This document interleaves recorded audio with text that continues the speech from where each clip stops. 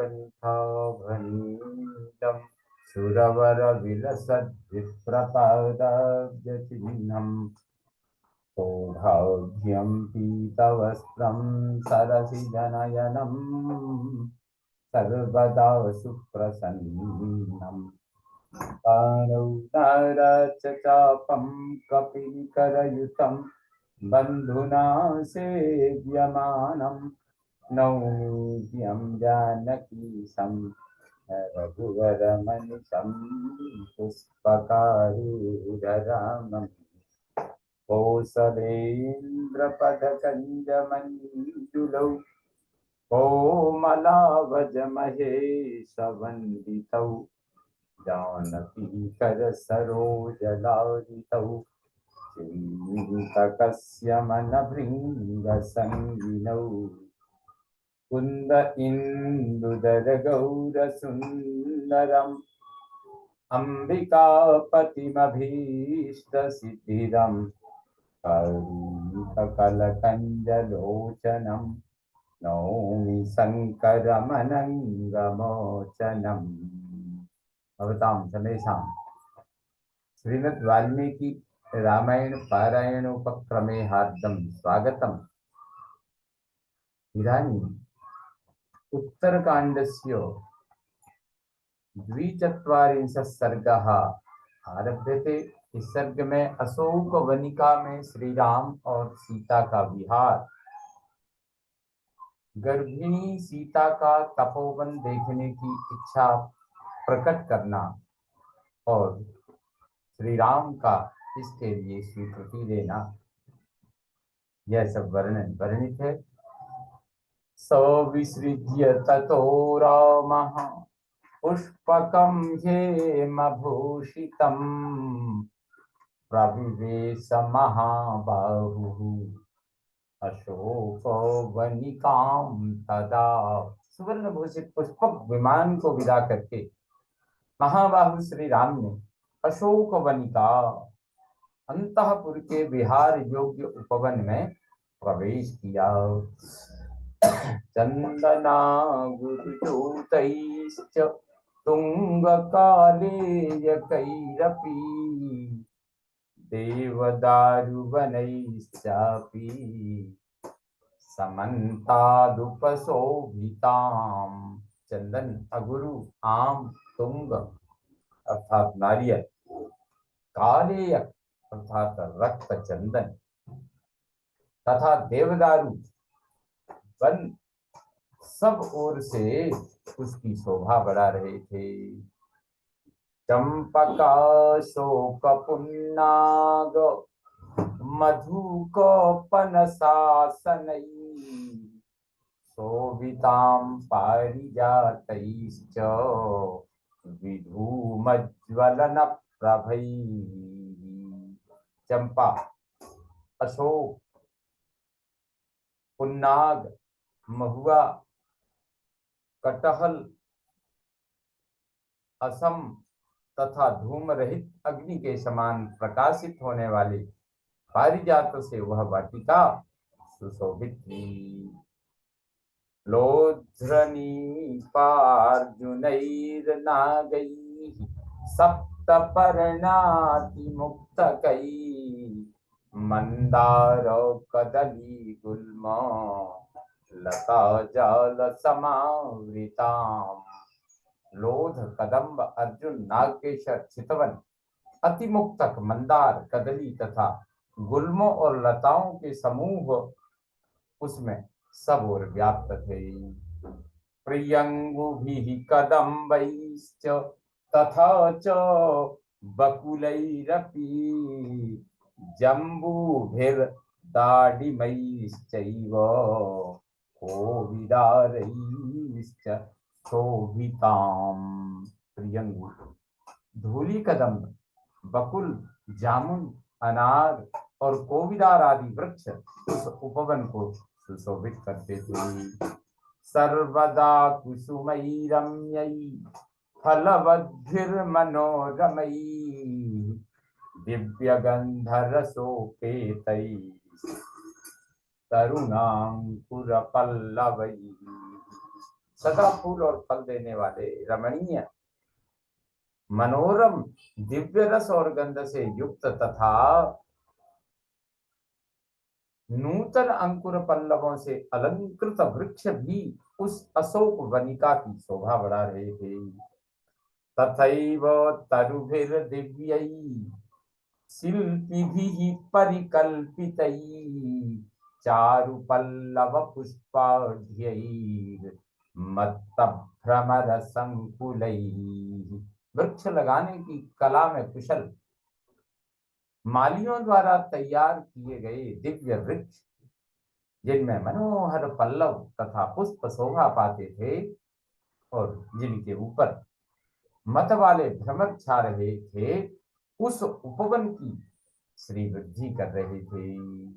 ये सब कोकिलैर्भृङ्गराजैश्च नानावर्णैश्च पक्षिभिः शोभितां सतसश्चित्रां दूतवृक्षावतंसकैः। कोकिल, भृंगराज आदि रंग बिरंगे सैकड़ों पक्षी उस वाटिका की शोभा थे, जो आम्र की डालियों के अग्रभाग पर बैठकर वहां विचित्र सुषुमा की सृष्टि कर रहे थे। सात कुंभ निवाह केचित् केचिदग्निशिखोपमा नीलाञ्जननिभाश्चान्ये भान्ति तत्र स्म पादपाः। कोई वृक्ष सुवर्ण के समान पीले, कोई अग्नि शिखा के समान उज्जवल और कोई नील अंजन के समान श्याम थे, जो स्वयं सुशोभित होकर उस उपवन की शोभा बढ़ाते थे। सुरभीनि च पुष्पाणि माल्यानि विविधानि च दीर्घिका विविधाकारा पूर्णा परमवारिणा। वहां अनेक प्रकार के सुगंधित पुष्प और गुच्छ दृष्टिगोचर होते थे। उत्तम जल से भरी हुई भांति भांति की बावड़ियां देखी जाती थी। माणिक्य कृत सोपाना स्फाटिकांतरकुट्टिमा फुल्ल पद्मोत्पलवना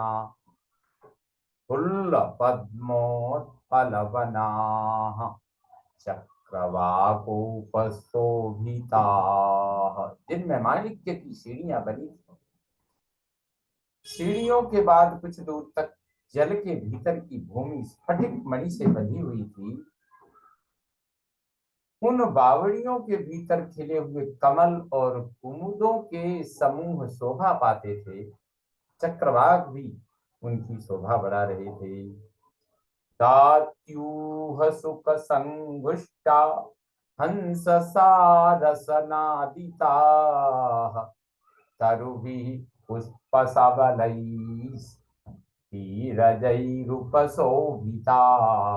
पपीहे और तोते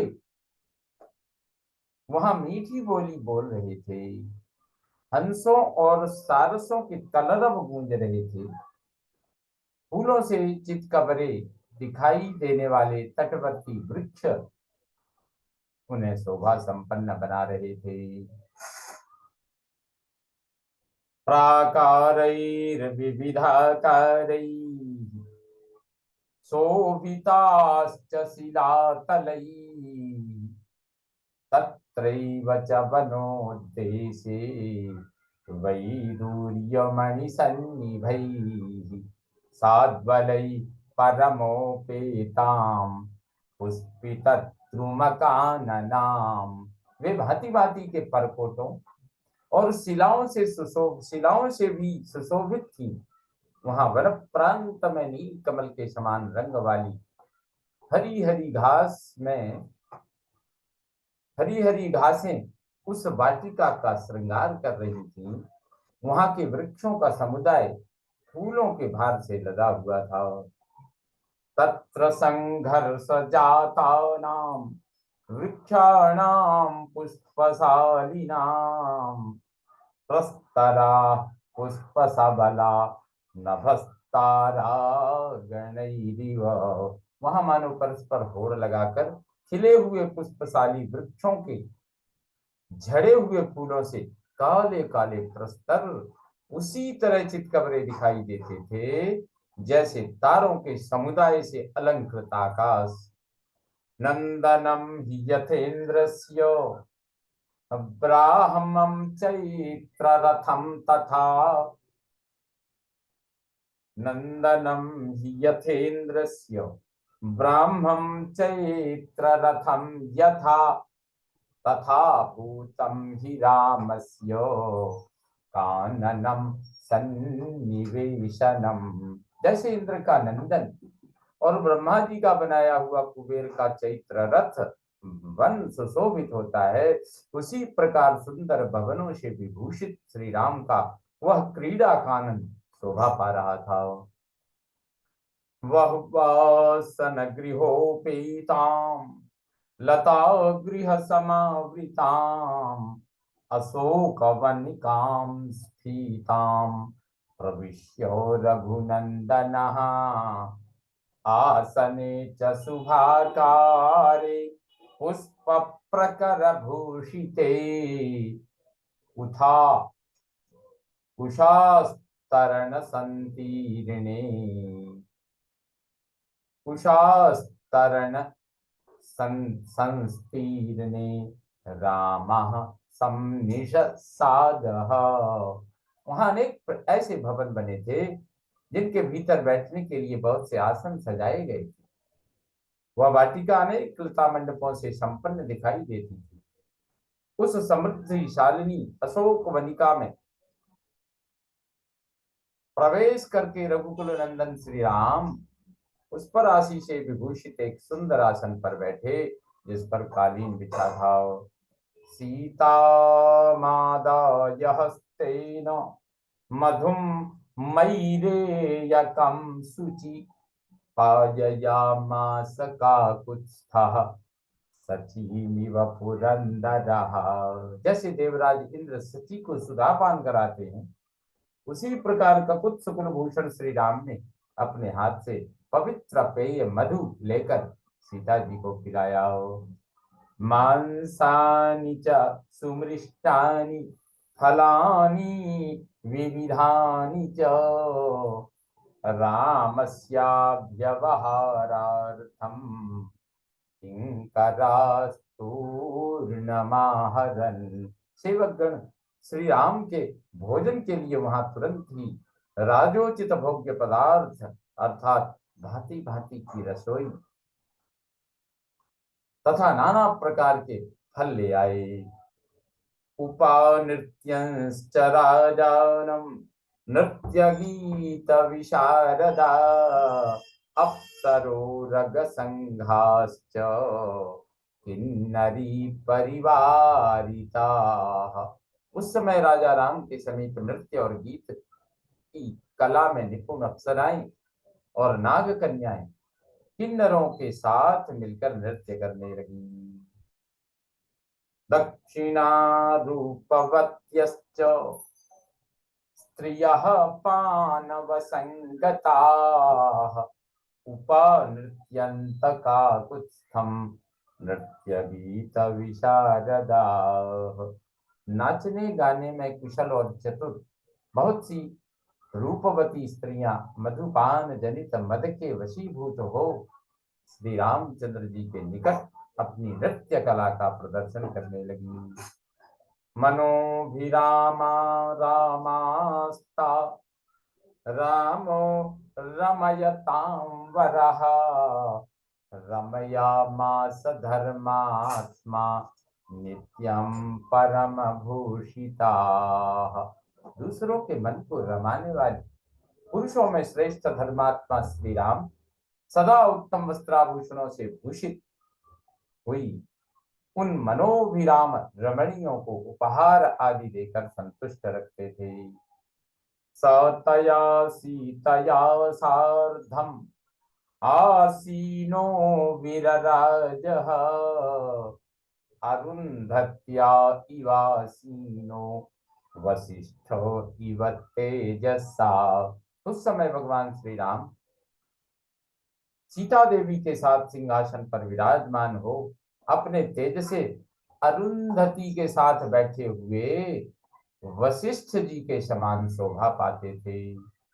एवं रामो मुदा युक्तः सीतां सुरसुतोपमां रचयामास वैदेही अहन्यहनि देववत्। यूं श्री राम प्रतिदिन देवता के समान आनंदित रहकर देवकन्या के समान सुंदरी विदेह नंदिनी सीता के साथ रमण करते थे। तथा तयोर्विहरतो सीता राघवयोश्चिरम् अत्यक्रामच्छुभः कालः सैशिरो भोगदः सदा प्राप्तयोर्विविधान् भोगान् अतीतः शिशिरागमः। इस प्रकार सीता और रघुनाथ जी चिरकाल तक विहार करते रहे। इतने ही में सदा भोग प्रदान करने वाला शिशिर ऋतु का सुंदर समय व्यतीत हो गया। भांति भांति के भोगों का उपभोग करते हुए उन राज दंपति का वह शिशिर काल बीत गया। पूर्वाण्ये धर्म कार्याणि कृत्वा धर्मेण धर्मवेत् शेषम दिवस भागार्धम अंतःपुरगतो भवत्। धर्मज्ञ श्री राम दिन के पूर्व भाग में धर्म के अनुसार धार्मिक कृत्य करते थे और शेष आधे दिन अंतःपुर में रहते थे। सीतापि देव कार्याणि कृत्वा पौर्वाणिकानि वै श्वश्रूणामकरोत् पूजाम् सर्वासाम विशेषतः।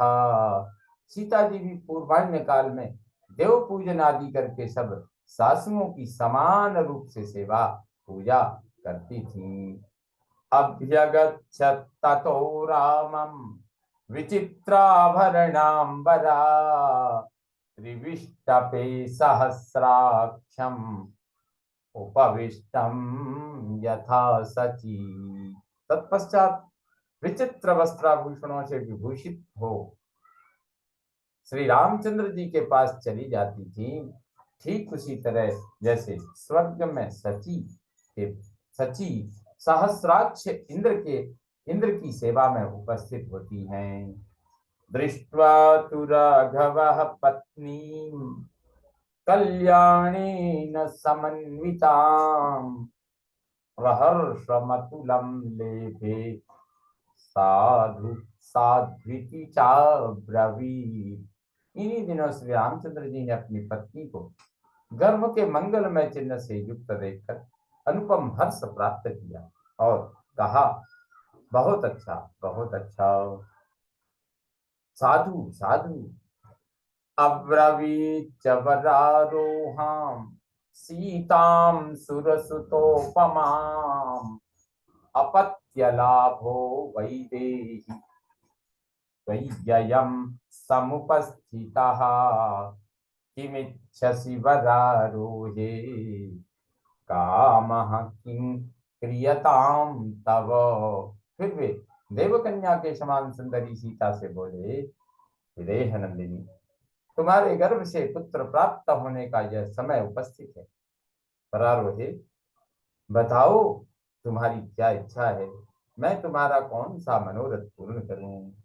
स्मितं कृत्वा तु वैदेही रामं वाक्यमथा ब्रवीत् तपोवनानि पुण्यानि द्रष्टुमिच्छामि राघव गंगातीरोपविष्टानां ऋषीणामुग्रतेजसां फलमूलासिनां देव पादमूलेषु वर्तितुम्। एष मे परमः कामो यन्मूलो फलभोजिनाम् अप्येकरात्रिं काकुत्स्थो निवसेयं तपोवने। इस पर सीता जी ने मुस्कुराकर श्री रामचंद्र जी से कहा, रघुनंदन, मेरी इच्छा एक बार उस पवित्र तपोवनों को, उन पवित्र तपोवनों को देखने की हो रही है। देव गंगा तट पर रहकर फल मूल खाने वाले जो उग्र तेजस्वी महर्षि हैं, उनके समीप रहना चाहती है। काकुत्सो फल मूल का आहार करने वाले महात्माओं के तपोवन में एक रात निवास करूं, यही मेरी इस समय सबसे बड़ी अभिलाषा है। तथेति च प्रतिज्ञातम् रामेणाक्लिष्टकर्मणा विश्रब्धा भव वैदेही सोगमिष्यस्य संशयम्। अनायासी महान कर्म करने वाले श्री राम ने सीता की इस इच्छा को पूर्ण करने की प्रतिज्ञा की और कहा, विदेह नंदिनी, निश्चिंत रहो, कल ही वहां जाओगी, इसमें संशय नहीं है। एवमुक्त्वा तु काकुत्स्थो मैथिलीं जनकात्मजां मत्स्य कक्षान्तरं रामो निर्जगाम सुहृद वृता। मिथिलेश कुमारी जानकी से ऐसा कहकर ककुत्थ कुलभूषण, ककुत्थ कुलनंदन श्री राम अपने मित्रों के साथ बीच के खंड में चले गए। इत्यादि से श्रीमद् रामायणे वाल्मीकि आदि काव्ये उत्तरकांडे द्विचत्वारिंशः सर्गः सम्पूर्णतां याति। ओम पूर्णमदः पूर्णमिदं पूर्णात् पूर्णमुदच्यते पूर्णस्य पूर्णमादाय पूर्णमेवावशिष्यते। ओम शांति शांति शांति। सर्वे भवन्तु सुखिनः, सर्वे सन्तु निरामयाः, सर्वे भद्राणि पश्यन्तु मा कश्चित् दुःखभाग् भवेत्। ओम शांति शांति शांति। श्री रामचंद्रो विजयते तदा।